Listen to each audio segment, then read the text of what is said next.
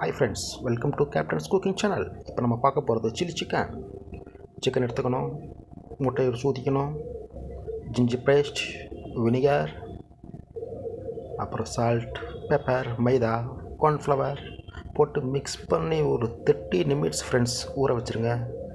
அப்புறமா ஒரு பேனில் ஃப்ரை ஆயில் ஊற்றி அந்த சிக்கன் எடுத்து அப்படியே போடுங்க. நல்லா பொரிஞ்சு வர வரைக்கும் வெயிட் பண்ணுங்கள். வாவ். அப்புறமா தனியாக ஒரு பேனில் ஆயில் எடுத்து விட்டுங்க.